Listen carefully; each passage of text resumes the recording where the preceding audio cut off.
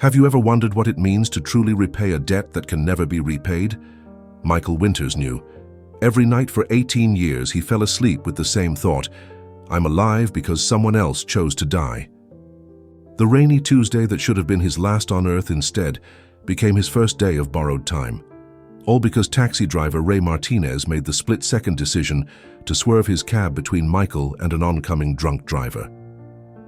As paramedics pulled Michael from the wreckage, Ray took his final breath, leaving behind 3 young children and a widow. What do you owe the family of the person who traded their tomorrow for yours?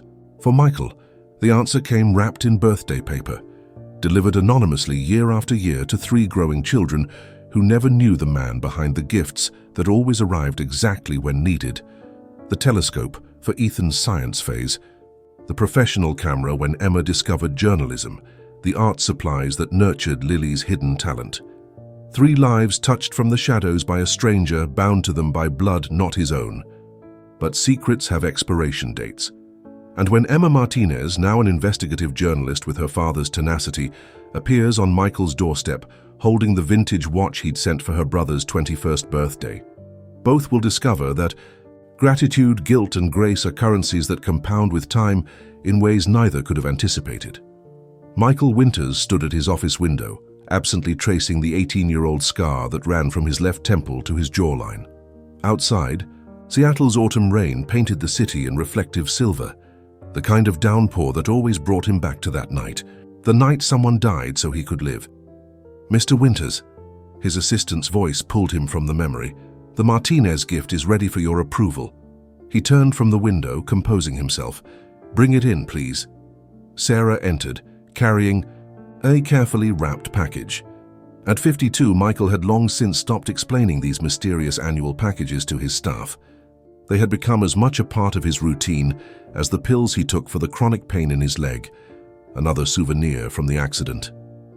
It's the astronomy book for the youngest one, correct? He asked, taking the gift.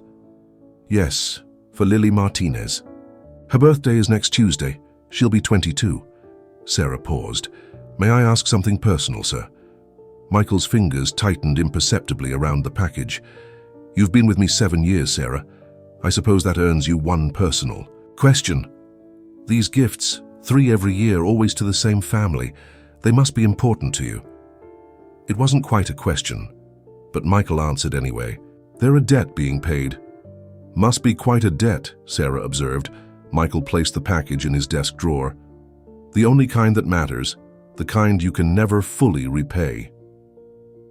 Across town, Emma Martinez sifted through old photographs spread across her living room floor. At 26, she had her father's determined eyes and her mother's analytical mind, a combination that had propelled her through journalism school and into her position at the Seattle Times. Tonight, however, her investigative skills were turned toward a more personal mystery. 18 years, she murmured, organizing the photos chronologically. 18 years of birthday gifts, always arriving exactly on our birthdays. Never a card, never a name. Her twin brother Ethan's voice came through the speakerphone. Em, let it go. Mom always said they were from a distant relative. Mom said a lot of things to make us feel better after Dad died, Emma replied, studying. A photo of herself at 10 holding a professional camera, her first and impossibly expensive for their family's means at the time. But I've been cross-referencing the gifts with family members. Nobody claims responsibility. Maybe they want to remain anonymous. Have you considered respecting that? Emma held up another photo, Ethan receiving a telescope on their 16th birthday, the exact model he'd circled in a catalog but never expected to own. These weren't random gifts, Ethan. They were specific to our interests, our dreams, things we mentioned wanting but couldn't afford. Someone was paying attention. And sending incredibly generous gifts for 18 years, Ethan conceded. But why now, Em? Why is this suddenly so important? Emma picked up the latest addition to the collection, a vintage pocket watch that had arrived for Ethan's 26th birthday 3 months ago. It bore an inscription inside. Time is the most precious gift, use yours wisely. Because I'm a journalist and something doesn't add up, she said, and because I found a manufacturer's mark on your watch. It's custom made, from a jeweler, here in Seattle, a very exclusive one. There was silence on the other end of the line. "I have an appointment with them tomorrow," Emma continued. "For the first time in 18 years, we have a lead." What Emma didn't say, couldn't fully articulate even to her twin, was the feeling that had haunted her since childhood, that these gifts somehow connected them to their father, a man reduced to photographs and stories that grew more distant with each passing year. These gifts had been tangible reminders that they hadn't been forgotten, and she needed to know by whom. As night fell over Seattle, Michael Winters and Emma Martinez prepared for sleep 14 miles apart, unaware that the careful distance he had maintained for 18 years was about to collapse, bringing them face to face with questions neither was fully prepared to answer. Michael's morning routine never varied. Awake at 5:30 a.m., 30 minutes of physical therapy for his permanently damaged leg, shower, dress, breakfast while reviewing emails, and in his downtown office by 7:15. The predictability wasn't merely preference, it was protection. Structure kept the memories at bay. His architecture firm, Winters Design, occupied the 22nd floor of a building he'd designed himself, his first major project after the accident. The glass and steel structure had won awards, but few knew it contained subtle tributes. The lobby's mosaic pattern matched the constellation visible the night of the crash, and the building's support system was revolutionary, designed to absorb and redistribute impact. Michael built things that endured catastrophe. "The Henderson project revisions are on your desk," Sarah said as he passed her station, and Mr. Lawson from the foundation called again about the annual contribution. Michael nodded. The Ray of Light Foundation, another of his silent tributes providing educational scholarships for children who'd lost parents to traffic accidents. He'd established it anonymously 12 years ago. "Schedule a call with Lawson for tomorrow. And has the package for Lily Martinez been sent?" "Went out yesterday, delivery confirmation set for Tuesday morning." "Good." Michael entered his office and closed the door, allowing himself the moment of quiet relief that came with each successful delivery. Across town, Emma prepared for her day, her apartment reflecting the organized chaos of her mind. Bulletin. Boards lined one wall covered with notes and timelines, some for work investigations, but one dedicated entirely to the birthday gift mystery, as she'd dubbed it. 18 years of gifts, catalogued and analyzed. Her phone buzzed with a text from her mother. "Don't forget dinner tonight. Lily's excited about her birthday tomorrow." Emma smiled. Despite their modest means growing up, her mother had always made birthdays special. Sophia Martinez had raised 3 children alone after her husband's death, working double shifts as a nurse. Now in her early 50s, Sophia had recently remarried, finding happiness with a kind-hearted pharmacist named Robert. The Martinez children loved him for the joy he brought their mother, though Ray's memory remained sacred in their home. Emma texted back, "Bringing Lily's favorite cake. Need anything else?" Her mother's reply came quickly. "Just you. And maybe don't bring up the gift thing tonight. It always makes her emotional." Emma hesitated before responding. "No promises." At the Seattle Times office, Emma's desk stood apart from others, not physically but in the intensity of focus it projected. Award certificates hung beside photos of her family. One showed the 3 Martinez children at Lily's high school graduation, all wearing small taxicab pins on their gowns, their tradition to include their father in milestone moments. "Martinez, got a minute?" Her editor, Frank, appeared beside her desk. "Working on the city council piece," Emma replied without looking up. "That's not what I wanted to discuss." Frank placed a folder on her desk. "Remember that investigative series you pitched about anonymous benefactors in Seattle?" Emma looked up quickly. "You're greenlighting it." "Conditionally. Give me a compelling first subject and it's yours." Emma fought to keep her expression professional while her heart raced. "I might already have one." At 3:00 p.m., Emma sat in the waiting area of Broderick Jewelers, one of Seattle's oldest establishments. The interior exuded old-world craftsmanship, with dark wood and glass cases displaying pieces that cost more than her annual salary. "Ms. Martinez," a silver-haired man approached. "I'm Harold Broderick. You had questions about one of our pieces." Emma handed him the pocket watch. "This was gifted to my brother. I'm trying to trace its origin." Broderick examined it carefully, recognition flickering in his eyes. "Ah, yes. Beautiful craftsmanship. One of our custom designs. Can you tell me who purchased it?" Broderick handed it back with an apologetic smile. "Client confidentiality, I'm afraid." "Please," Emma pressed. "This is important. For 18 years, someone has been sending gifts to me and my siblings. We lost our father when we were very young, and she hadn't planned to get emotional, but something in the old jeweler's face encouraged honesty. "I just want to say thank you." Broderick studied her for a long moment. "I can't provide client information, but I can tell you this watch was designed by someone who puts tremendous thought into their gifts. They've been a client for many years." Emma leaned forward. "Have they purchased other gifts, items a teenager might like or a young adult?" "Ms. Martinez," Broderick said gently, "while I cannot breach confidentiality, perhaps you should consider that some gifts are given without expectation of thanks. The giving itself might be what matters to this person." As Emma left the jeweler's, her phone rang, the care facility where her uncle worked as a maintenance supervisor. "Emma, it's Uncle." "Jorge, you asked about taxi companies from back when Ray drove. I found something in storage. Ray's old company ID badge and some paperwork. Might help with that article you're writing about him."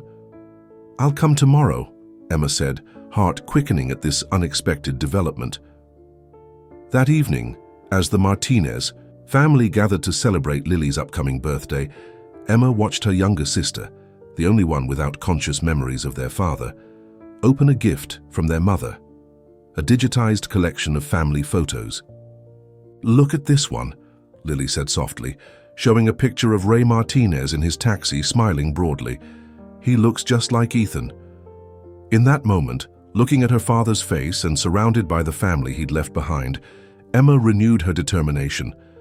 The mysterious gifts had helped them survive and thrive after losing him. She would find their benefactor, not just for a thank you, but to complete a circle that had remained open for 18 years. Meanwhile, in his minimalist apartment overlooking the city, Michael Winters added a small gold star to a calendar hidden in his desk drawer, marking Lily Martinez's 22nd birthday. 18 years of stars populated the pages, each representing a moment of connection to 3 strangers who never knew they were the gravitational center of his life's orbit. The morning of Lily's birthday arrived with Seattle's typical October drizzle. Michael checked the delivery confirmation on his phone. The package had arrived.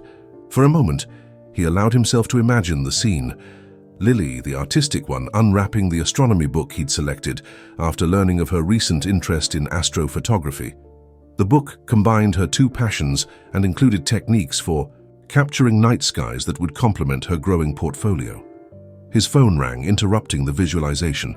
The caller ID showed his lawyer's name. "James," Michael answered.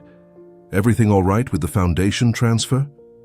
"That's fine," James replied, his voice carrying an unusual tension. "But there's something else. Someone's been asking questions about you, specifically about your connection to the Martinez family." Michael's hand tightened around the phone. "Who?" "A journalist named Emma Martinez." The name hit Michael like physical pain. "What exactly is she asking?" "She contacted the foundation yesterday, claiming to be researching anonymous philanthropists for a feature, asked specific questions about the scholarship endowment you created and whether any of the recipients were named Martinez. 18 years of careful distance threatened to collapse. What did your office tell her?" "Nothing revealing, but Michael, she's good. She's connecting dots, the foundation, the scholarships, the timing. It's only a matter of time." After ending the call, Michael stood at his window, mind racing. For 18 years he'd maintained separation, a guardian angel by choice and a stranger by necessity. The arrangement had protected both the Martinez family and himself from reopening wounds that had never fully healed. Now Emma, the determined, one, the investigator, was closing in. He should have anticipated this possibility. The twins had turned 26 this year, the same age Ray had been when he died. Across town, Emma balanced a coffee cup and her notes as she entered the storage room where her Uncle Jorge waited. Didn't expect the head of maintenance to be digging through old boxes himself, she said, kissing his cheek. Jorge, her mother's brother, had been instrumental in helping their family after Ray's death. For my favorite niece, of course. He pointed to a cardboard box labeled Ray, Work Items. Emma set down her coffee and began carefully exploring. The contents: her father's taxi company ID, logbooks, employee handbook, and a small envelope of photographs. Most of this was returned by the company after the accident, Jorge explained. Your mother couldn't bear to look through it, so she asked me to keep it. Emma examined a photo of her father standing proudly beside his taxi. He loved that job, didn't he? It was temporary. He was taking night classes, saving for your futures. Jorge's voice softened. That final night, he wasn't. Even supposed to be working. Took an extra shift to pay for Ethan's soccer registration. Emma continued sorting through items until she found a folded newspaper clipping. The headline read, "Local architect survives fatal collision." A photograph showed a damaged luxury car beside the crushed remains of a taxi. The accident, she whispered. Coverage was minimal, Jorge said. Drunk driving accidents happen too often to make front-page news. Emma scanned the article, stopping abruptly at a name. Michael Winters, 32, emerging architect, suffered non-life-threatening injuries. The taxi driver, identified as Raymond Martinez, 26, was pronounced dead at the scene. Michael Winters, she repeated, the name igniting recognition. Winters Design, one of Seattle's most prestigious architecture firms, the name she'd seen repeatedly during her research into Seattle's philanthropists. Did this Michael Winters ever contact our family? She asked. Jorge shrugged. Not that I know of. There was some insurance settlement, but it came from the drunk driver's policy. The other guy, the survivor, he wasn't at fault. Emma photographed. The article, mind already formulating connections. Uncle Jorge, can you think of anything unusual that started happening after Dad died? Anonymous gifts, unexpected help, anything. Besides the birthday gifts? Jorge looked thoughtful. There was the college fund notification when you and Ethan graduated high school. Your mother thought it was from the taxi company's employee benefit program, but I always wondered, what college fund notification? Letters came saying partial scholarships had been arranged through something called the Ray of Light Foundation. Your mother assumed it was connected to the taxi company's memorial fund. Emma's heart raced. The Ray of Light Foundation, she repeated, already planning her next search. By mid-afternoon, Emma sat in her apartment surrounded by printouts. The Ray of Light Foundation had been established 12 years ago by an anonymous donor, providing educational support specifically for children who had lost parents in traffic accidents. Among its first recipients, Emma and Ethan Martinez. The E Foundation's legal representation. Hargrove and Associates, the same firm named in a small profile of Michael Winters she'd found, describing his philanthropy work through private channels. It's him, she whispered to the empty room. It has to be. Emma opened her laptop and searched Michael Winters Architect Seattle. Images appeared of a distinguished man in his early 50s with silver-streaked dark hair and a faint scar visible along his left jawline. His expression in every photograph was the same, composed, successful, and carrying an undefinable sadness. Without allowing herself second thoughts, Emma grabbed her phone and dialed the number for Winters Design. Winters Design, how may I? Direct your call, a professional voice answered. Michael Winters, please. Tell him it's Emma Martinez. There was a pause before the receptionist replied, I'm sorry, Mr. Winters is unavailable. May I take a message? Tell him, Emma hesitated. Tell him the daughter of Raymond Martinez would like to speak with him. After ending the call, Emma paced her apartment, adrenaline and uncertainty battling within her. Had she overstepped? What if she was wrong, but the connections were too strong to ignore? Her phone rang 30 minutes later, an unlisted number. Hello, she answered tentatively. Ms. Martinez. The male voice was measured, controlled. This is Michael Winters. I understand you've been looking for me. In that moment, 18 years of mystery crystallized into reality. Emma steadied, herself against her desk, "Mr. Winters," she managed, "thank you for calling back. I believe you knew my father." A pause, then, "I didn't know him, Ms. Martinez, but I owe him everything." "Would you be willing to meet?" Emma asked, her reporter's composure barely masking her racing heart. The silence that followed stretched until she wondered if the connection had dropped. Finally, Michael spoke. "The Japanese garden in the Arboretum, tomorrow 10 a.m.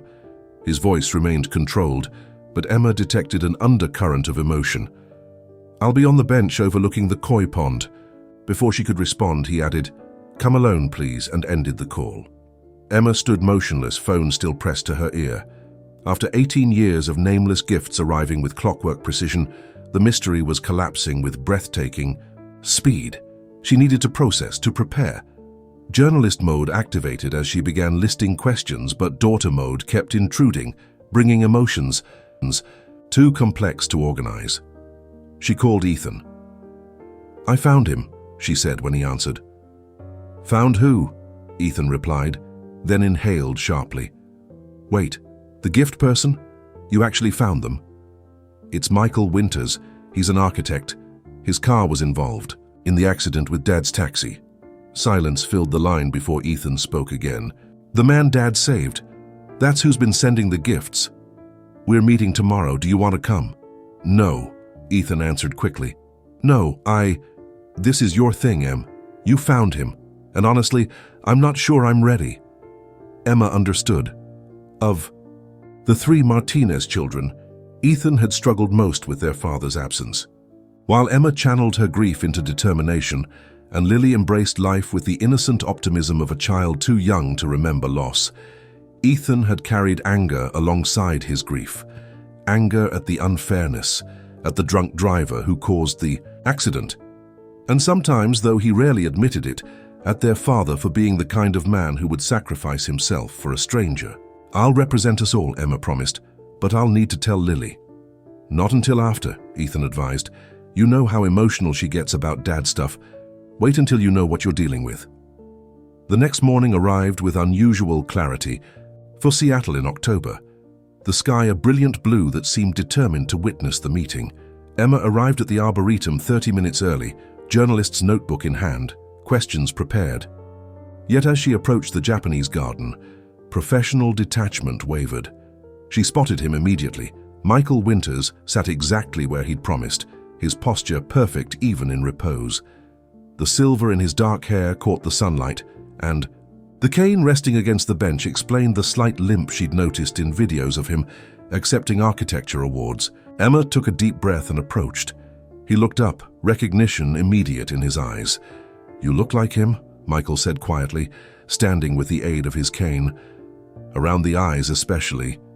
Emma hadn't expected this beginning. "You remember what he looked like?"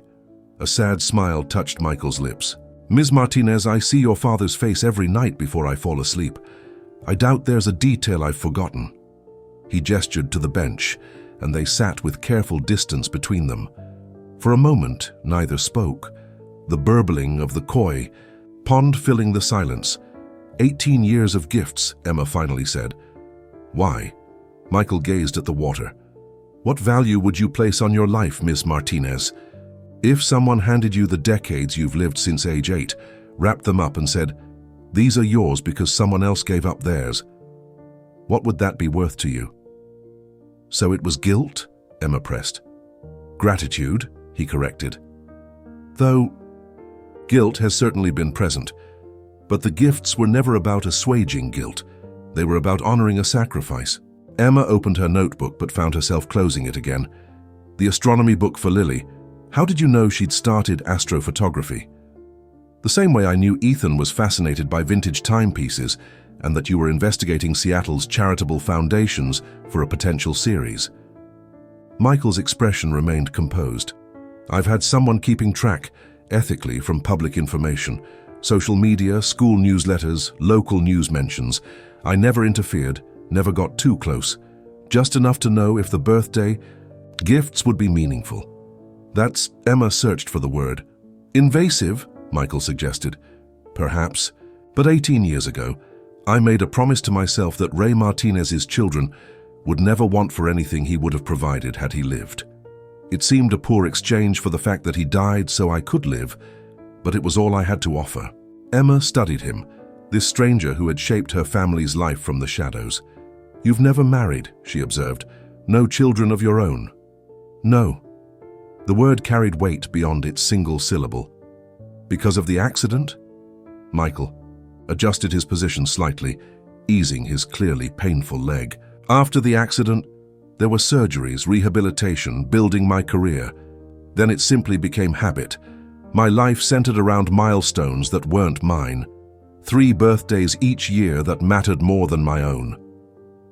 Something in his tone made Emma realize the gifts hadn't been merely financial obligations to Michael Winters. They had been his connection to life itself. "The foundation," she continued. "Ray of light. That was for my father." Michael nodded. "Started on the 10th anniversary of the accident. It seemed fitting to expand the circle, help other families facing similar losses." "Did you ever want to meet us before now?" "Want to?" Michael's composed facade cracked slightly. "Of course, but it wasn't about what I wanted. Your family had suffered enough. My presence would have complicated your healing, introduced an element of obligation. The gifts needed to remain separate from me. Then why agree to meet now?" "Because you found me," he said simply. "You're a journalist, Ms. Martinez. You weren't going to stop until you had your story. I preferred this conversation happen on mutual terms rather than through an investigative article." Emma felt a flush of embarrassment. "I wasn't going to expose you without permission. Weren't you?" His gaze was penetrating but not unkind. "Your editor approved the series on anonymous benefactors. I would have made a compelling first subject." Before Emma could respond, Michael reached into his jacket and removed an envelope.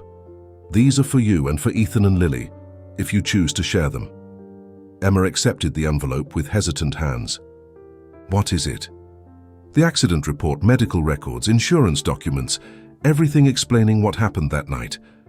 Michael's voice remained steady, but his knuckles whitened around his cane. "There are details your family may not know about your father's final moments." Emma stared at the envelope, suddenly uncertain. "Why give me these now?" "Because now that the silence is broken, you deserve the whole truth." Michael stood, leaning heavily on his cane. "Read them, then decide if you want to continue this conversation. My number is inside if you do." As he turned to leave, Emma called after him, "The gifts, will they stop now?" Michael looked back. "That depends on you and your siblings. Some gifts are easier to give than to receive face to face."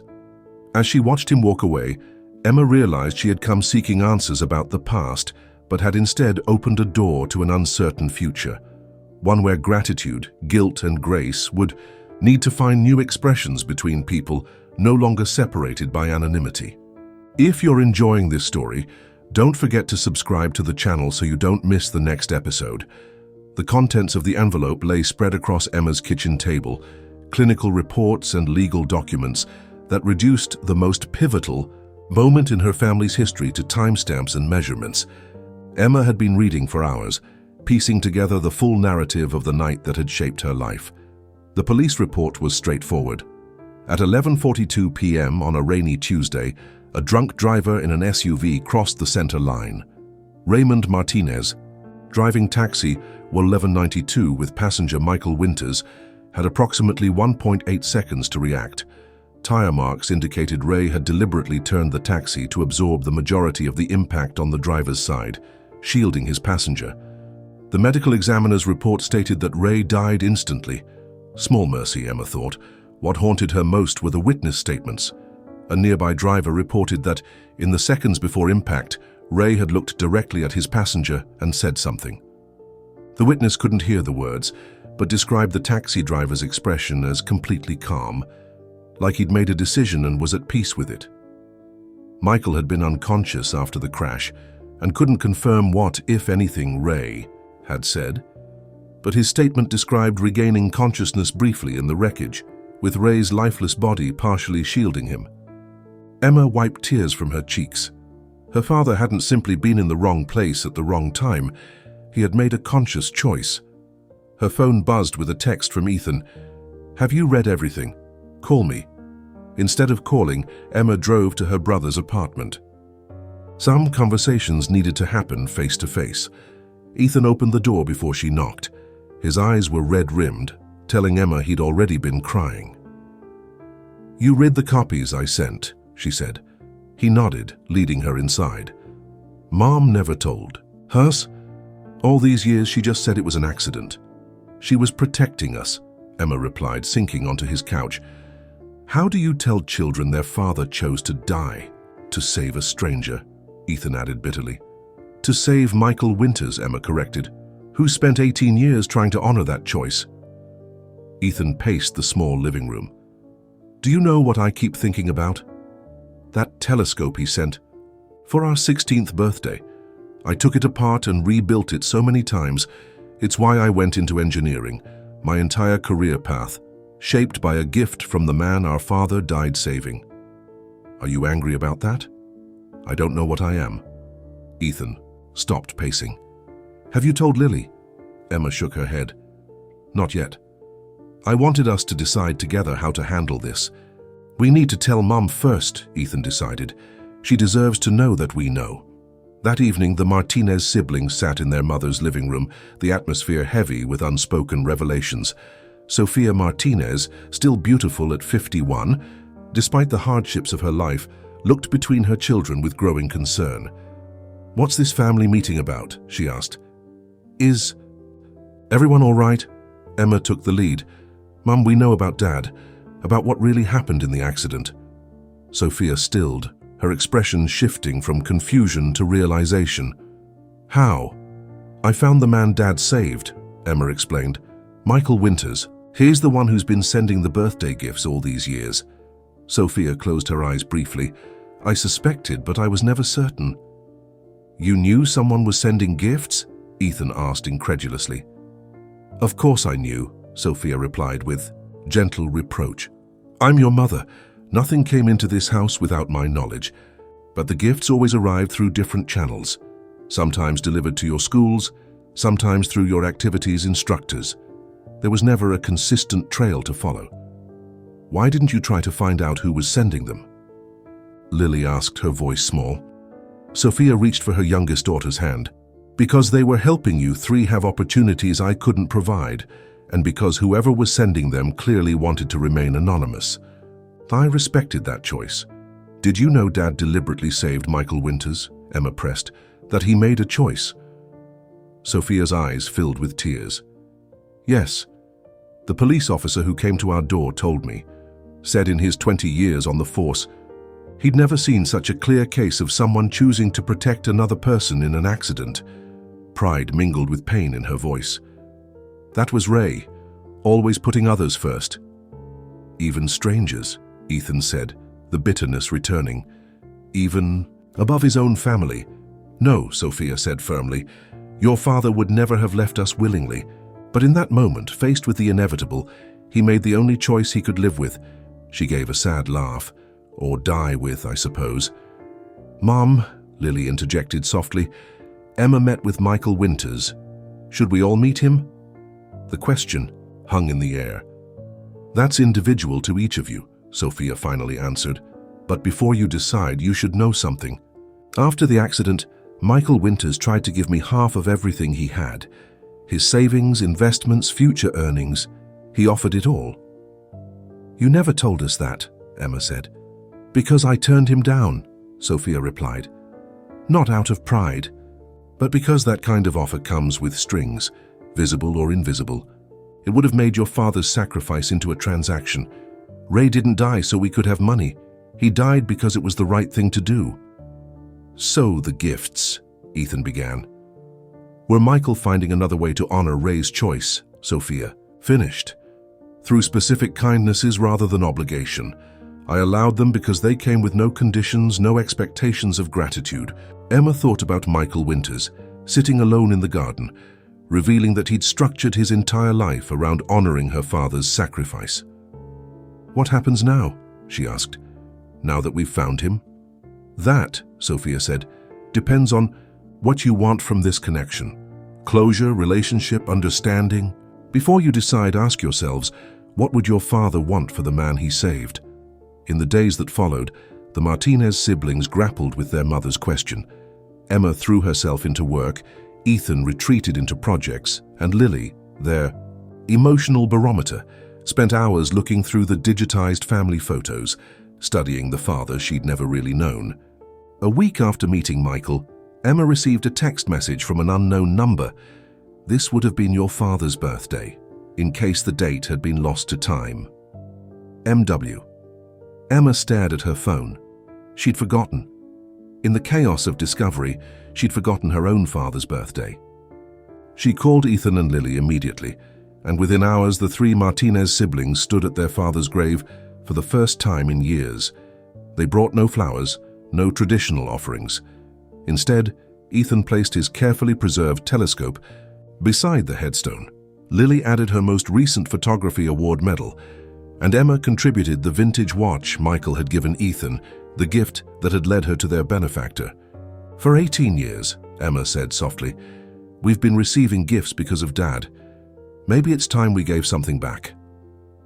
As they drove away from the cemetery, Emma made a decision. She pulled out her phone and typed a response to Michael's message. Thank you for remembering. We'd like to meet with you, all of us this time. Not to close a chapter, but perhaps to begin a new one. Arranging a meeting between the Martinez siblings and Michael Winters proved more complicated than expected. Ethan initially resisted, then insisted on neutral territory. Lily fluctuated between excitement and anxiety, and Michael himself requested time to prepare, a response that confused Emma until his assistant called to explain he was having surgery to address long-standing issues with his injured leg. 6 weeks passed before they finally gathered in a private room at Canlis Restaurant, one of Seattle's finest establishments. Michael had reserved the space, arriving early to ensure everything was perfect. Emma entered first, followed by her siblings. She immediately noticed Michael's improved mobility, his cane replaced by a barely perceptible limp. Thank you for coming, Michael said, his composed demeanor belied by the nervous adjustment of his tie. Please, sit wherever you're comfortable. An awkward silence descended as they took their seats. Ethan sat furthest from Michael, his posture rigid with unresolved emotions. Lily, by contrast, chose the chair directly across from him, studying his face with open curiosity. You have Dad's watch, she observed, pointing to Michael's wrist. Michael looked down at the simple timepiece he wore, a stark contrast to the luxury watch a successful architect might be expected to display. Yes, it was recovered from the wreckage. The police returned it to me by mistake, and by the time I realized, it seemed inappropriate to approach your family about it. So you've had a piece of him all this time, Lily said softly. Michael nodded. It's never left my wrist, except during surgeries. How many have you had? Emma asked, her journalist's instinct for details asserting itself. 17, Michael answered matter-of-factly.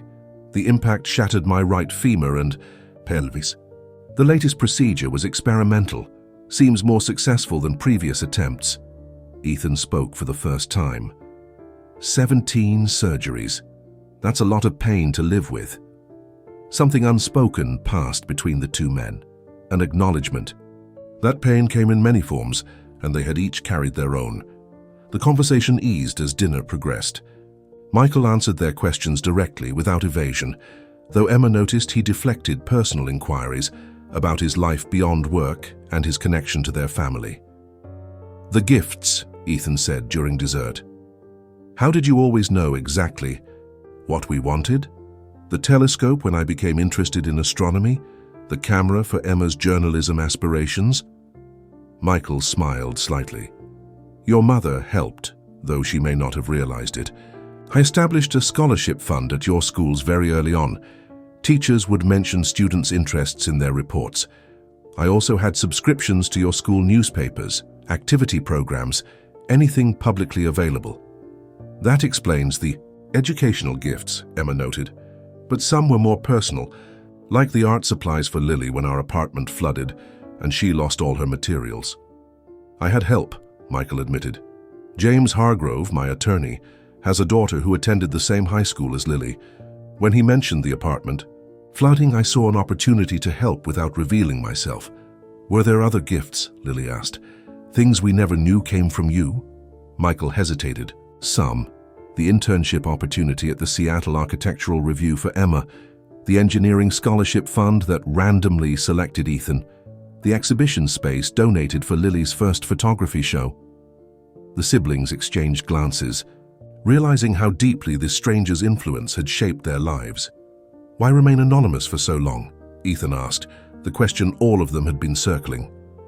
Michael set down his coffee cup carefully. At first it was respect for your family's grief. Later it became clear that anonymity protected both you and me. You were free to accept or reject the gifts without feeling obligated to the man your father died saving, and I was free to give without turning your father's sacrifice into some kind of transaction. But you've shaped our entire lives, Ethan pressed. Our career choices, opportunities, all influenced by your gifts. I only opened doors, Michael corrected gently. You walked through them on your own merits. As the evening concluded, Michael reached into his jacket and removed 3 small boxes. These aren't birthday gifts, he explained. Consider them transition gifts, from anonymity to whatever comes next. The siblings accepted the boxes cautiously. Inside each was a key. What are these for? Emma asked. A property I own on Orcas Island, Michael explained. A house where I've gone to find peace over the years. There's a workshop that might interest Ethan, a darkroom for Lily's photography, and a writing space with a view that might inspire Emma's journalism. This is too much, Ethan protested. It's not a gift of ownership, Michael clarified. Just access. The property has always been my sanctuary.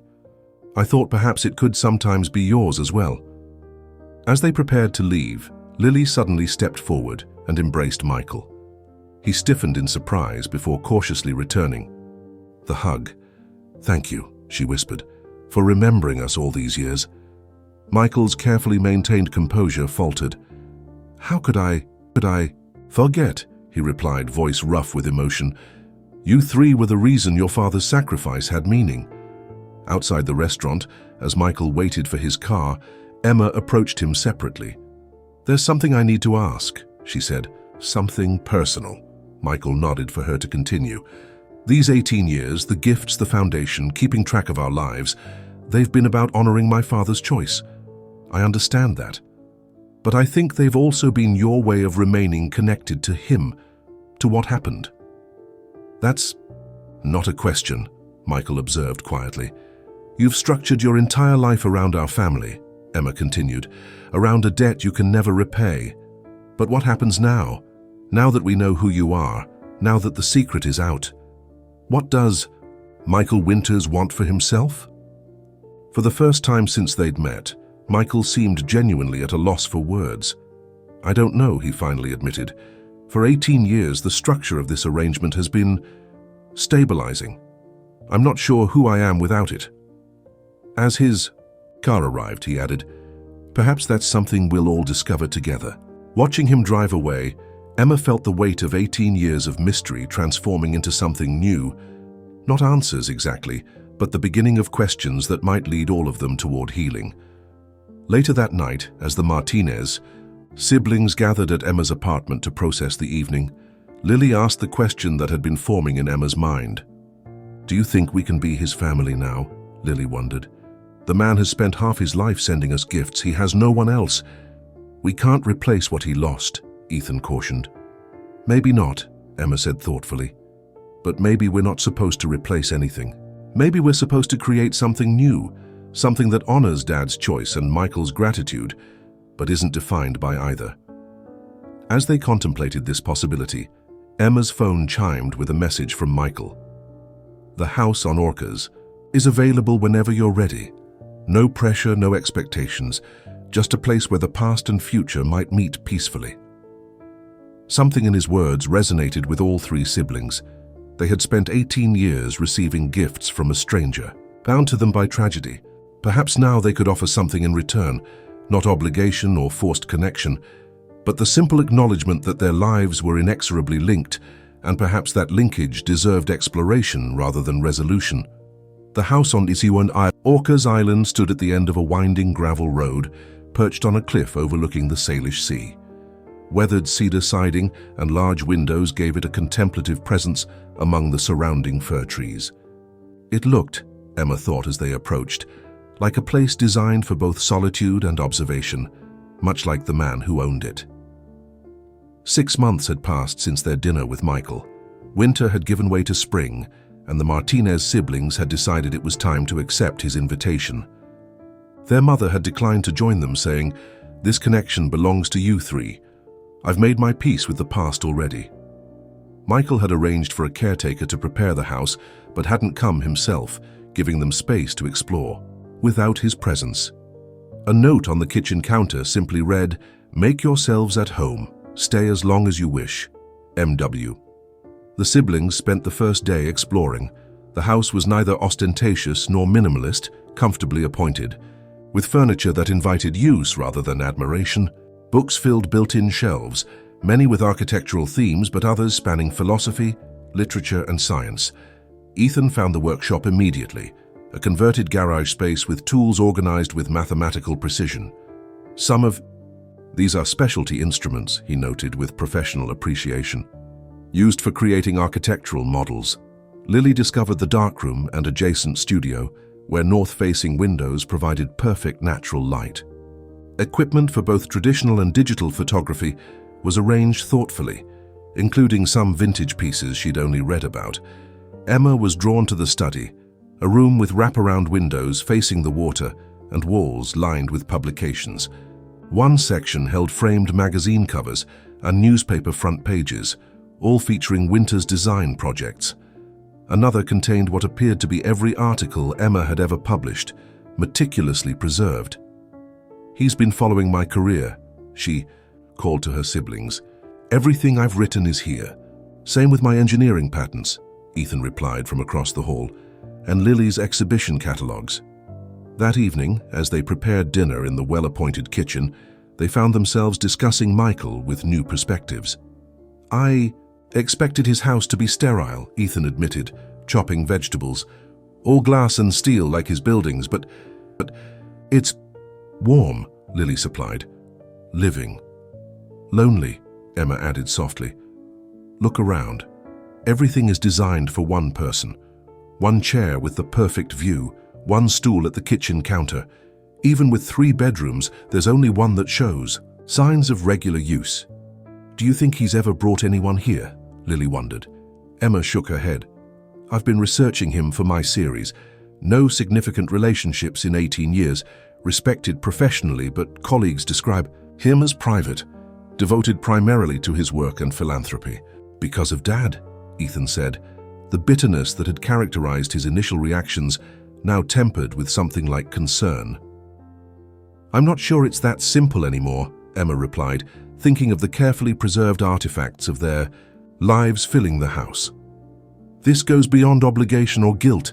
He's built his life around our family in ways that seem almost devotional," Lily finished, "like he's created a shrine to Dad's sacrifice, and we're the living embodiments of it." The observation hung between them as they ate dinner on the deck, watching the sunset paint the water in shades of orange and pink. The beauty of the place made the solitude of its owner seem all the more poignant. On their 3rd day, unexpected, rain kept them indoors. Exploring further, Emma discovered a locked door off the main hallway. The key Michael had given her unlocked it, revealing a room unlike any other in the house. "Guys," she called, "you need to see this." The room was small and windowless, its walls covered with photographs, timelines, and news clippings, all related to Raymond Martinez and the accident. One wall held a progression of photos showing the Martinez children growing up, school pictures, sports teams, graduation ceremonies, all events Michael had never attended but had clearly documented. At the center of the main wall hung a large photograph of their father, the same one from his taxi company ID, enlarged and carefully framed. "This is," Ethan began, unable to find the words. "His way of keeping Dad present," Lily suggested, touching a photo of herself at 16, receiving an award Michael had anonymously funded. Or his way of punishing himself, Emma countered, noticing the accident reports and medical records pinned beside family milestones. Reminding himself daily of why he's alive. Ethan approached a small table beneath their father's photo. On it sat a leather-bound journal. "Should we?" he asked, hesitant to invade Michael's privacy further. "We're already in his private room," Emma reasoned, "and we're trying to understand." The journal contained dated entries spanning 18 years, each coinciding with the siblings' birthdays, their father's birthday and the anniversary of the accident. Michael's precise architectural handwriting filled pages with observations, reflections, and what could only be described as one-sided conversations with Ray Martinez. A recent entry caught Emma's attention. "Your children found me, Ray. After all these years of watching from a distance, we finally met. Emma has your determination, Ethan your technical mind, Lily your artistic spirit, 3 pieces of you continuing in the world. I still don't know if I've done right by you. Was anonymity respect or cowardice? I've lived my life for your family, but never with them. Perhaps that changes now, or perhaps not. The choice is theirs, as it should be. He talks to Dad," Lily said softly, reading over Emma's shoulder, "like he's still here." Because for Michael, he is still here, Emma realized. Every day, in every choice. That night, as a storm battered the house, the siblings sat before the fireplace, the journal between them. Their conversation turned to deeper questions about the man who had quietly shaped their lives. "I've been angry for so long," Ethan admitted. "Angry that Dad chose a stranger over coming home to us. But seeing all this, how Michael has lived. With that choice, I'm starting to think neither of them won that night." "Michael survived," Lily pointed out. "He built an amazing career, helped countless people through his foundation." "But has he lived?" Emma questioned. "Really lived? Or has he just been serving a life sentence of gratitude?" The question lingered as they fell into contemplative silence, the fire casting dancing shadows across their faces. In the morning, Emma woke early and found herself drawn back to the study. Among Michael's books, she discovered a collection of architectural drawings, not professional blueprints but personal sketches of a house, unlike any she'd seen in his published work. The design centered around a courtyard with 4 connected living spaces, each distinct yet part of a cohesive whole. Notations in the margins indicated specific features: E's workshop, northern exposure, L's studio, natural light priority, living space with room for Sophia if she wishes to visit, and most tellingly, Memorial Garden RM. Emma was studying these drawings when her phone rang, Michael's number. "I hope the house is meeting your needs," he said when she answered, his tone careful, professional. "It's beautiful," Emma replied honestly. "We found your memory room." A pause, then, "Ah, I should have locked that."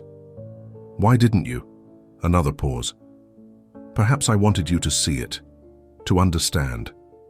The journal entries, the photographs. You've been talking to our father for 18 years. "Yes," Michael admitted simply. "There are drawings in your study," Emma continued. "A house design I haven't seen in any of your publications." Michael's voice softened. "A project I've never built." "But you've revised it repeatedly," Emma observed, noting the multiple versions dated over years. 4 connected living spaces, 1 for each Martinez, 1 for you. "An architectural indulgence," Michael said dismissively. "Sometimes designers create spaces they know will never exist." Emma thought of the careful notes, the specific features tailored to each family member. "Did you ever intend to show us these plans?" "No," Michael answered. "They were a way to process possibilities, nothing more." "Possibilities of what?" Michael's composure slipped slightly. "Of a world where your father's sacrifice created connection rather than separation. Where the person he saved and the family he left behind might find healing together rather than apart." His voice steadied. "But such designs aren't for clients who haven't commissioned them." As Emma ended the call, she felt a paradigm shift in her understanding of Michael Winters. For 18 years, she had been receiving gifts from a grateful benefactor. But standing in his private space, surrounded by evidence of his solitary remembrance, she realized that perhaps the greatest gift she and her siblings could offer was releasing him from the isolation of his gratitude. That evening, the Martinez siblings sat on the deck, watching eagles soar over the water as they contemplated this new perspective, not as recipients of Michael's generosity, but as potential participants in his redemption. "So what happens now?" Ethan asked. "Do we just go back to our lives and visit occasionally?" "I don't think that's enough," Lily replied, "not after seeing how he's lived."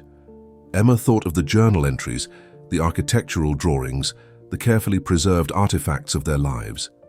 "I think," she said slowly, "we need to give Michael Winters a gift he's never allowed himself to receive." "What's that?" Ethan asked. Emma looked out over the water to where the boundary between sea and sky blurred in the distance.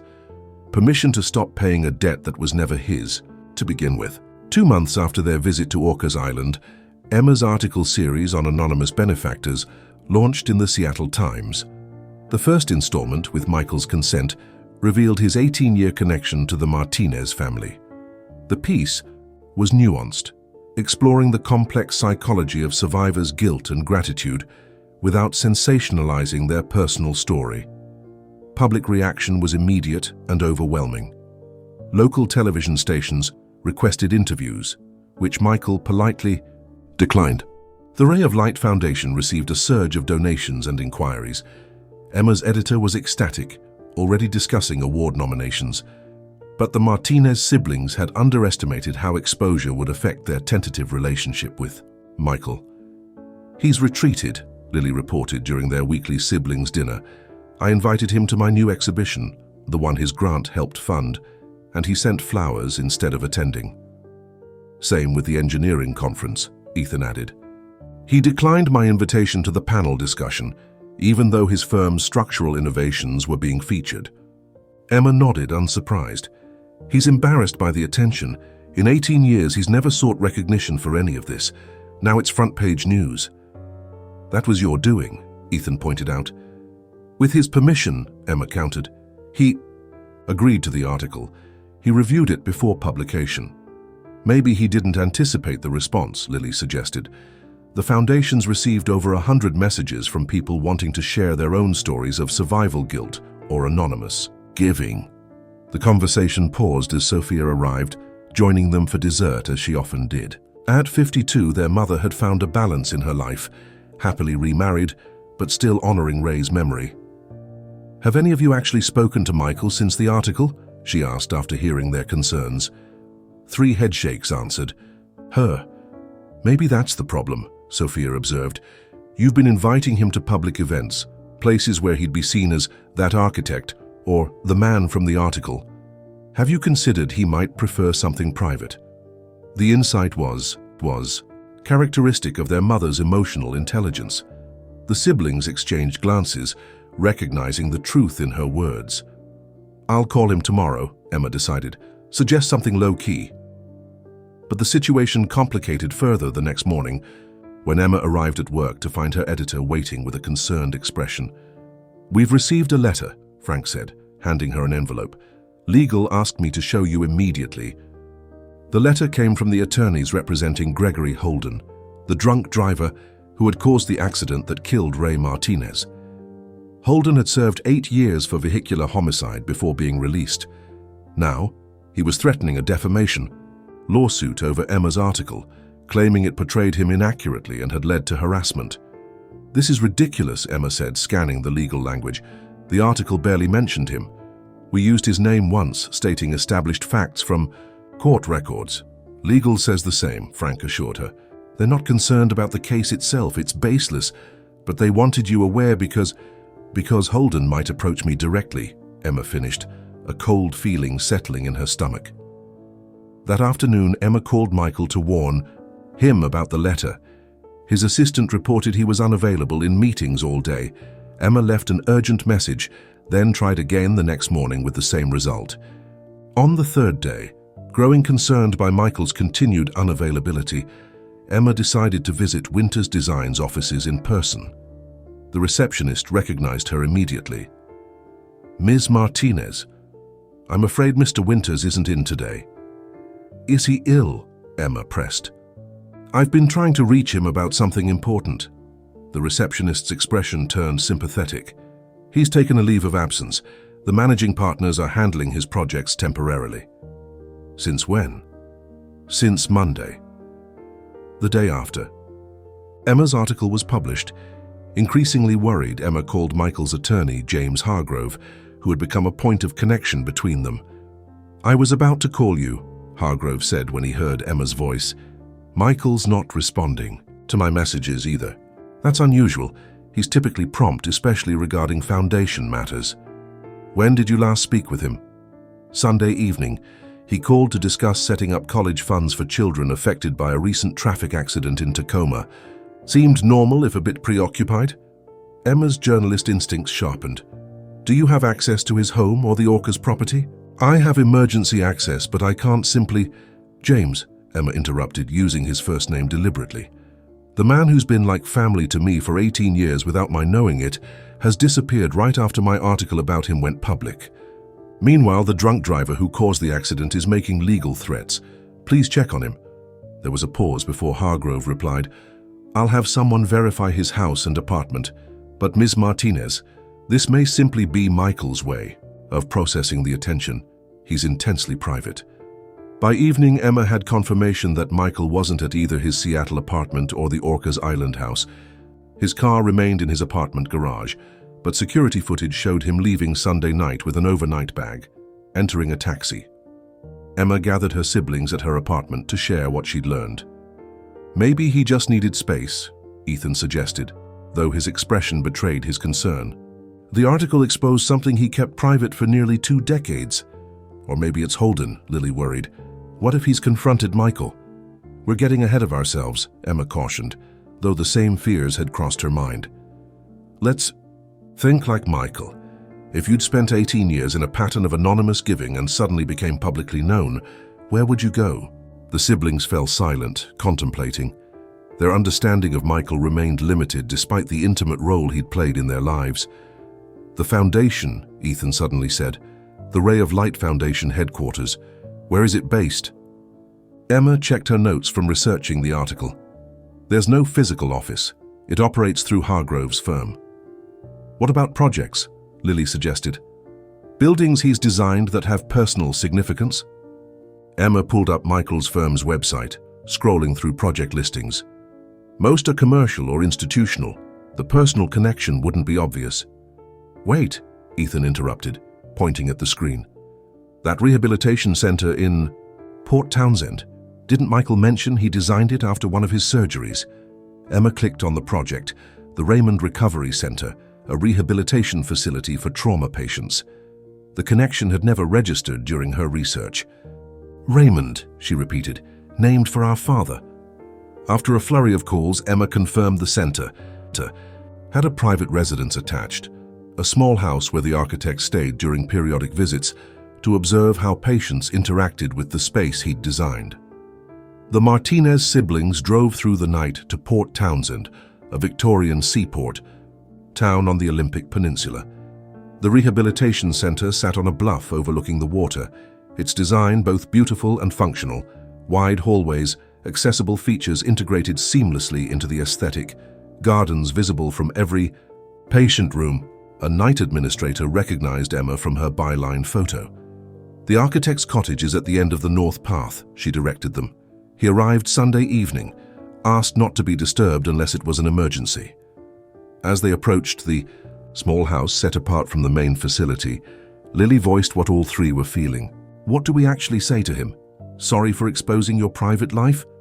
We start with the truth, Emma decided, that we're concerned, that we care. The cottage lights were on despite the late hour.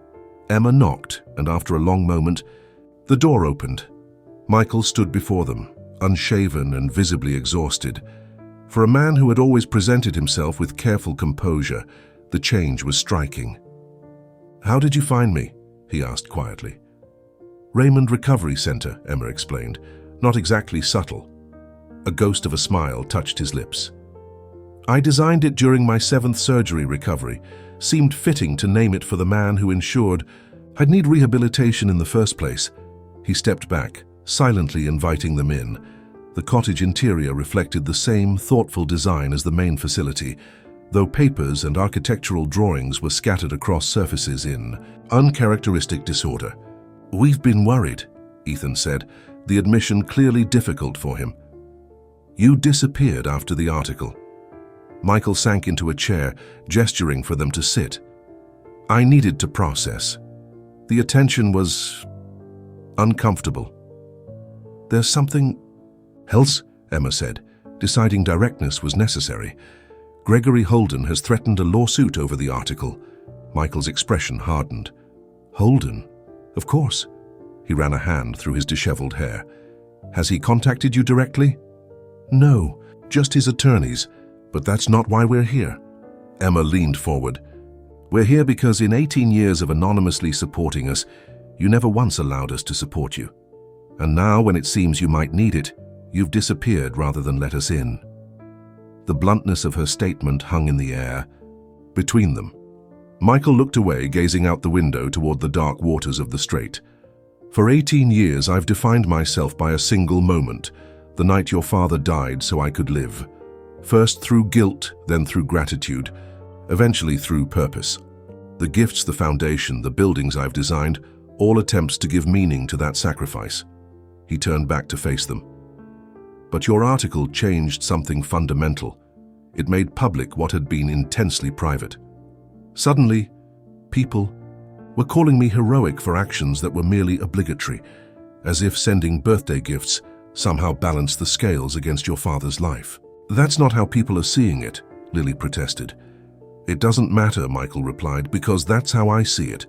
And when the attention began, when people started praising me for basic human decency, I couldn't bear it. So I came here, to the one place that directly connects my work to your father's name." "And what have you been doing here?" Ethan asked, gesturing to the scattered papers. "Designing," Michael answered simply. "The one thing I know how to do that might have value." Emma moved to the table where drawings lay spread out. Unlike his usual precise architectural renderings, these were conceptual, emotional designs for a memorial space. "What is this?" she asked softly. "A public memorial garden," Michael explained, "for victims of traffic accidents. A place for families like yours to find peace." The design was beautiful, pathways forming concentric circles around a central sculpture, with secluded spaces for reflection and gathering areas for community. But what caught Emma's attention were the notes in the margins, not measurements or materials, but names. Dozens of names, including Raymond Martinez. "These are all people who died in accidents," she realized. Michael nodded. "Every name I could find from King County records over the past 20 years. I thought, if the article brought attention, perhaps it could be directed towards something meaningful, something that acknowledges all the lives lost, not just your father's." The Martinez siblings exchanged glances, a silent communication passing between them. In this moment of vulnerability, they were seeing Michael Winters not as their benefactor or their father's savior, but as a man still struggling to heal from wounds, both physical and emotional, wounds that had shaped him as profoundly as their own loss had shaped them. "Michael," Emma said gently, "I think it's time we talked about what happens next. Not just about the article or Holden or this memorial, but about us, you and the three of us. Because for 18 years you've been part of our family without being present in it, and now that we know who you are, that arrangement doesn't work anymore." Michael looked at her with a mixture of wariness and hope. "What are you suggesting?" "Something new," Emma answered. "Something that honors the past without being imprisoned by it." As night deepened around the small cottage, the four people bound together by a single moment of sacrifice began a conversation 18 years overdue, not about obligation or gratitude, but about the possibility of genuine connection in the Yao. Present tense. Gregory Holden looked older than his 53 years, the decade in prison having etched permanent lines into his face. He sat across from Emma in a downtown Seattle coffee shop, his hands wrapped tightly around his cup. "Thank you for meeting me," Emma said, maintaining professional composure despite her internal discomfort. 3 weeks had passed since they'd found Michael at the rehabilitation center, and much had changed. Your message said you wanted my perspective for a follow-up article, Holden replied, his voice gravelly from years of smoking. But I'm guessing this is really about my lawyer's letter. Partly, Emma acknowledged, but I'm genuinely interested in your story, Mr. Holden. The article series is about the ripple effects of life-altering moments. Your actions that night created ripples that have shaped multiple lives for 18 years. Holden's gaze dropped to his coffee. I've spent 18 years trying to forget that night, 8 in prison, 10 attempting to rebuild some semblance of a life. Then your article comes out, and suddenly neighbors are leaving newspaper clippings in my mailbox, co-workers whispering. The article mentioned you once, using information from public court records. It wasn't what you wrote, Holden conceded. It was what it revealed, that while I've been trying to move beyond my worst mistake, others have been defined by it. That architect, sending gifts to your family all these years, building foundations, never forgetting. Emma studied the man before her, not the monster of her childhood imagination, but a human being who had made a catastrophic choice and lived with its consequences. Mr. Holden, did you know my father drove that taxi into the path of your car deliberately? To protect his passenger? Holden looked up sharply. What? The investigation showed he had 1.8 seconds to make a decision. He could have swerved right, possibly saving himself but exposing his passenger to the full impact. Instead, he turned left, taking the hit directly on the driver's side. I didn't. Holden swallowed hard. The trial focused on my blood alcohol level, the excessive speed. Nobody mentioned the taxi driver's actions. His name was Raymond Martinez, Emma said firmly. And his choice that night created obligations that have shaped all our lives. Mine, my siblings, Michael Winters, and yes, yours too. Is that why you really wanted to meet? To remind me of my obligation? Emma shook her head. To understand, when you threatened the lawsuit, was it really about defamation? Or was it about being forced to remember? Holden was silent for a long moment. Both, he finally admitted. Prison was my punishment. When I got out, I believed I'd paid my debt to society. But your article made me realize there are debts that can never be fully paid. To your family, to Winters. That realization was destabilizing. I understand more than you might think, Emma said. For 18 years, Michael Winters has been trying to pay a debt he believes he owes our family. But gratitude, like guilt, can become its own kind of prison when it defines your entire existence. Their conversation continued for nearly an hour, not as adversaries, but as people trying to make sense of how a single moment had created a constellation of consequences none of them had chosen, but all had been forced to navigate. As they prepared to leave, Holden asked hesitantly, the memorial garden Winters is designing, is that real? Emma nodded. Construction begins next spring. Would it be inappropriate if I contributed something? Not money, but perhaps labor? I work in landscaping. Now. The question caught Emma by surprise, but she recognized the impulse behind it. The same need for meaningful action that had driven Michael's gifts all these years. I think that would be appropriate, she answered carefully. Part of the memorial's purpose is reconciliation. That evening, Emma shared the conversation with Michael and her siblings at what had become their regular Sunday dinner. 4 months after their confrontation at the rehabilitation center, they had established a new pattern, weekly meals at Michael's apartment, where they alternated cooking duties and gradually built the relationship that had existed only, in theory, for 18 years. Holden wants to help with the memorial, Emma concluded, watching Michael's reaction carefully. Michael was silent, processing. At 52, he had begun to show subtle changes, his posture less rigid, his smiles coming more naturally, though still reserved. What do you think? Ethan prompted when the silence stretched. I think, Michael said slowly, that 18 years is long enough for all of us to be defined by that night. If Holden is genuine in wanting to contribute positively, I won't object. Lily reached across the table to squeeze Michael's hand, a gesture that would have been unimaginable months earlier. You've come a long way from the man who disappeared after the article. Michael's smile held a touch of self-deprecation. with considerable help. The changes in their relationship had not come easily. After that night at the cottage, they had established boundaries and expectations through conversations that were sometimes painful, sometimes healing, but always honest. Michael had begun therapy at the Martinez siblings' insistence, confronting the survivor's guilt that had shaped his life for nearly 2 decades. Most significantly, he had finally accepted that his debt, if it had ever truly existed, had been paid many times over. The foundation received final approval for the expanded scholarship program, Michael reported, changing the subject. 10 additional students will receive funding next year. That's your legacy, Emma observed. Not the buildings, not even the gifts to us, but the lives you've helped shape through the foundation. Michael shook his head slightly. That's Ray's legacy. I've just been the caretaker. I think, Sophia said from the doorway, having arrived for dessert as had become her custom, it's time we acknowledge it's a shared legacy. The gathering expanded to include Sophia and her husband Robert, the family circle growing to accommodate new connections while honoring established ones. Sophia had been the last to accept Michael into their lives, her hesitation born not of resentment but of concern for maintaining Ray's place in her children's hearts. But watching Michael interact with them, his genuine interest in their lives, his respect for their independence, had eventually convinced her that his presence complemented rather than competed with Ray's memory.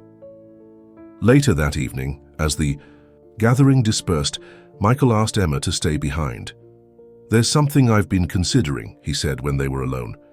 The cottage at the rehabilitation center, I've rarely used it since designing the facility. I've been thinking of donating it to the foundation to provide temporary housing for families of long-term patients. Emma nodded encouragingly. That seems fitting. But before I do, Michael continued, I'd like to spend some time there. To write. Write what? My account of that night, and everything that followed. Michael looked uncharacteristically uncertain. Your article told part of the story, but there are aspects of those 18 years that only I experienced. I think I need to put them into words, not for publication, but for clarity, for closure. I think that's a powerful idea, Emma said. Do you want company? One of us could join you. Michael considered this. Perhaps toward the end, but I need to begin alone. 2 weeks later, Michael drove to Port Townsend, the cottage prepared for a longer stay. He had arranged a sabbatical from his firm, delegating projects to trusted colleagues. For the first time in his career, he was prioritizing personal healing over professional obligations. In the quiet of the cottage, surrounded by the design he had created during his own rehabilitation, Michael began writing, not with an architect's precision, but with a survivor's raw honesty. He wrote about the accident, the surgeries, the pain both physical and emotional. He wrote about the first time he had tracked down information about the Martinez family and the decision to send anonymous gifts rather than direct support. Most difficult were the passages about Ray himself, the man Michael had never known, but whose final act had determined the course of his life. Writing forced Michael to confront the idealized version of Ray he had constructed, to acknowledge that his devoted gratitude had been directed at a symbol as much as a person. On the 10th day, Michael received an unexpected visitor. Sophia Martinez arrived alone, having driven from Seattle without notifying her children. They don't know. I'm here, she explained when Michael expressed surprise. This conversation has been 18 years coming, and it should happen between us. First, they sat on the cottage's small deck overlooking the water. Despite the foundation's support and her children's connection to Michael, Sophia and Michael had maintained a certain distance, mutual respect that never quite bridged to personal relationship. I want to thank you, Sophia began, for everything you've done for my children, the gifts, the opportunities, the foundation, all of it. Please don't, Michael replied uncomfortably. I've never wanted gratitude from your family. Everything I did was because Ray saved your life, Sophia finished. I know, but that's not why I'm thanking you. I'm thanking you because you did it all without conditions, without expectation of acknowledgement. You gave my children opportunities I couldn't provide, and you did it in a way that preserved their dignity and mine. Michael was silent, unaccustomed to receiving rather than offering gratitude. "But there's something else we need to discuss," Sophia continued. "Something I've never told anyone, not even my children." She removed an envelope from her purse, yellowed with age, the paper thin from frequent handling. "The police officer who came to my door that night gave me this. He said it was found in Ray's taxi, tucked in the visor. Ray had written my name on it." Michael stared at the envelope. "A note?" Sophia nodded. "Ray sometimes left notes in the taxi when taking extra shifts, little messages for me to find when I cleaned the cab after his shift. This one he never got to deliver." She extended the envelope. "I think you should read it." With trembling fingers, Michael opened the envelope and unfolded the note inside.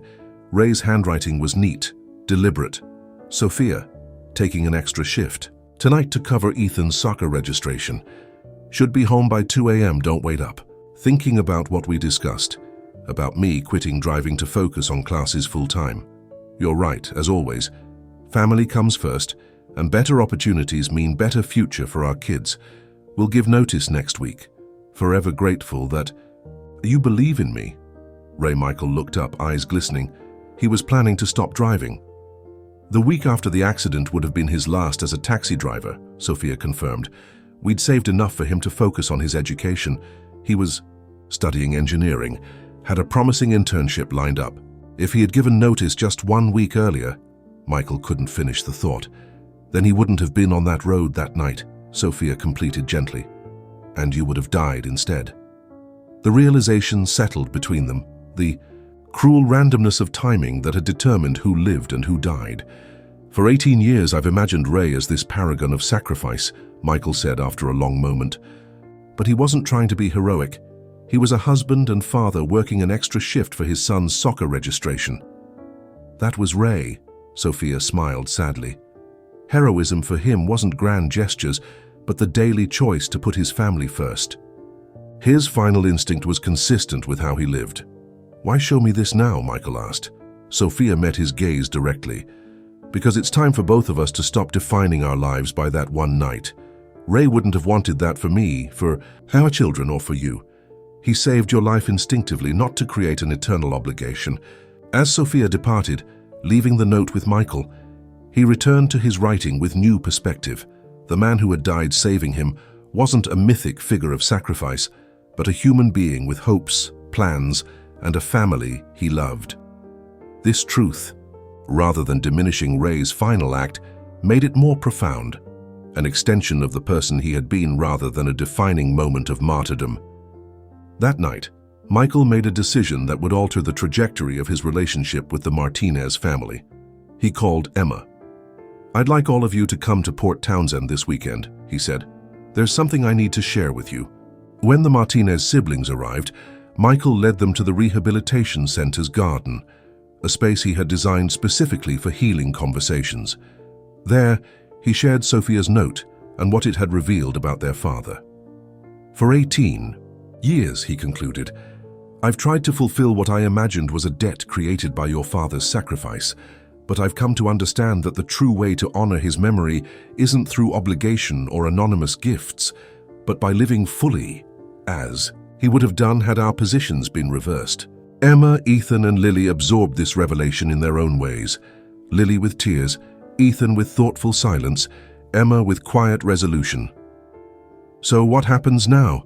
Ethan finally asked, echoing the question they had posed months earlier. Michael smiled with genuine peace.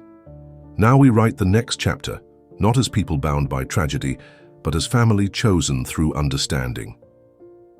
As evening fell over the Rehabilitation Center, the four people brought together by a single moment of sacrifice 18 years earlier sat in a circle of light, no longer prisoner to the debt of the past, but architects of a shared future. 3 years later, the Martinez Memorial Garden opened to the public on the anniversary of Ray's sacrifice. Situated on donated land overlooking Puget Sound, the space embodied Michael's vision, concentric pathways surrounding a central sculpture with secluded alcoves for reflection and open areas for gathering. The sculpture itself, created by Lily Martinez, now an established artist, depicted not a traditional memorial figure, but a representation of connection. Two abstract forms supporting each other, neither complete without the other. The names of traffic accident victims were engraved not on somber walls, but on smooth stones integrated into the landscape, meant to be touched, held, remembered. For the opening ceremony, Ethan had designed an innovative lighting system that tracked the movement of the sun, ensuring every name received direct light at some point during the day. Emma, whose article series had won a Pulitzer and expanded into a book, had written the dedication text that welcomed visitors. Michael stood slightly apart from the crowd, observing rather than seeking attention. At 55, he had found a balance that had eluded him for most of his adult life. The Ray of Light Foundation continued to expand its work, now with Emma serving as executive director. Michael remained involved, but had stepped back from day-to-day operations, focusing instead on designing healing spaces around the country. Sophia approached, linking her arm through his, a gesture of familiar affection that had developed gradually. Ray would have been embarrassed by all this attention, she said, but proud of the purpose it serves. Michael nodded. I think about that often, what he would think of how his moment of instinctive action has expanded into this, whether he would approve. He would approve of you, Sophia said with certainty. Of the man you've become, of your relationship with our children. That relationship had evolved in unexpected ways. What had begun as gratitude and obligation had transformed first into tentative connection, then genuine respect, and finally, into chosen family. Michael had become not a replacement father figure, but a unique presence in the Martinez siblings' lives, mentor, friend, and eventually the person who had known their father not personally, but through the profound impact of his final act. The most significant change had come in Michael's personal life. After decades of isolation, he had begun building connections beyond the Martinez family. He had started dating, though cautiously. He had formed friendships with colleagues previously, kept at professional distance. He had even, with Emma's encouragement, started mentoring young architects who had experienced trauma, using his own journey as a framework for integrating life-altering experiences into creative work. After the ceremony, as the public dispersed, the extended Martinez family gathered at Michael's house on Orcas Island, no longer his solitary retreat, but a shared space where holidays and milestones were celebrated. The house itself had been remodeled based on the designs Emma had discovered years earlier, with connected living spaces that accommodated the growing family while maintaining private areas for each member. That evening, as sunset painted the water in shades of gold and pink, Michael presented each Martinez sibling with a small wooden box. Inside each was a key and a legal document. "What's this?" Emma asked, examining the papers. "Ownership transfer," Michael explained. "This property now belongs equally to the three of you, with lifetime residence rights for me. And the keys are for new safety deposit boxes containing letters to be opened by your children, should you have them, on their 18th birthdays." "Michael," Ethan began, clearly uncomfortable. "We can't accept—" "It's not a gift," Michael interrupted gently. "It's a recognition of reality. This place stopped being mine alone the moment you three entered my life fully. The legal transfer simply acknowledges what's already true." "And the letters?" Lily asked. "Insurance," Michael smiled. "Against the possibility that I might not be around to tell your children what I've learned about gratitude, obligation, and the liberation that comes from understanding the difference." Later, after dinner had been cleared and conversations had settled into comfortable patterns, Emma found Michael alone on the deck, gazing at the stars that Lily had taught him to identify. "Penny for your thoughts," she said, joining him at the railing. "I was thinking about time," Michael replied, "about how 18 years passed with me locked in a pattern of anonymous gratitude, and how much has changed in just 3 years of authentic connection." Emma nodded, understanding completely.